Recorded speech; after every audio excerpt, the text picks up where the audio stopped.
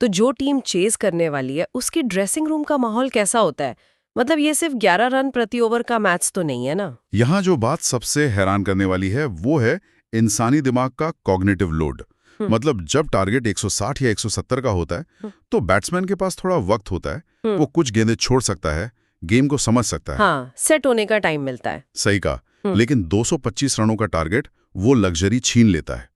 ये target chase करने वाली टीम के लिए माउंट एवरेस्ट जैसी मानसिक बाधा बन जाती है। सपाट पिचों पर सेफ स्कोर की परिभाषा ही बदल गई है।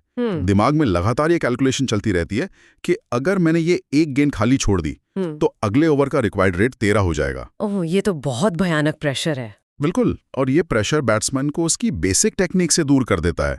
वो हर बॉल को हिट करने जाता है और गलती करने के चांसेस बहुत बढ़ जाते हैं। चेन्नई ने सिर्फ 224 रन नहीं बनाए थे, उन्होंने राजस्थान के दिमाग में एक परफेक्शन का प्रेशर डाल दिया था। मतलब कोई गलती करने की गुंजाइश ही नहीं छोड़ी।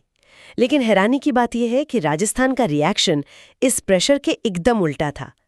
जब सामने पहाड़ हो तो आप धीरे धीरे नहीं चढ़ सकते, आपको छलांग लगानी ही पड़ती है। और यहीं से राजस्थान की पारी का वो फेज शुरू होता है जिसे देखकर सब हैरान रह गए। यशस्वी जायसवाल और उनके साथ 18-19 साल के युवा वैभव सूर्यवंशी, सामने मथीशा पथिराना और खलील अहमद जैसे बॉलर्स जिनकी गेंदें 145 की स्पीड से आ रही थीं। 145 किलोमीटर प्रति घंटा, मतलब पलक झपकते ही गेंद कीपर के पास। एग्जैक्टली।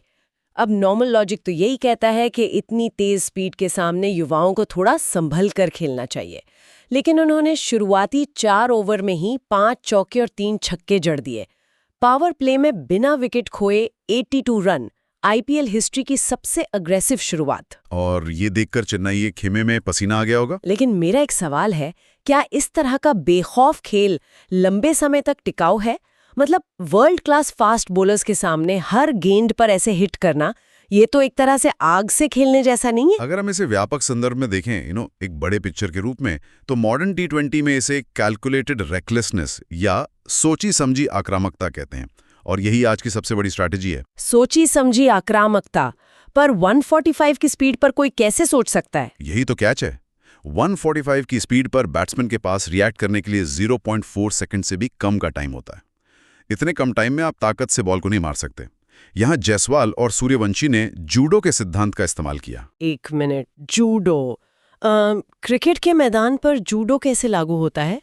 हाँ, जूडो मार्शल आर्ट का एक बेसिक उसूल है, अपने विरोधी की ताकत और गति का इस्तेमाल उसी के खिलाफ करना। अच्छा। जब गेंद 145 की स्पीड से आ रही हो तो बैट्समैन को अपनी ताकत लगाने की जरूरत ही नहीं है। बॉल में पहले से इतनी काइनेटिक एनर्जी है कि बस बैट का सही एंगल और टाइमिंग चाहिए। सूर्यवंशी ने खलील और पथिराना की गति से डरने के बजाय उसी गति का इस्तेमाल अपनी सटीक टाइमिंग के जरिए बाउंड्री हासिल करने में किया।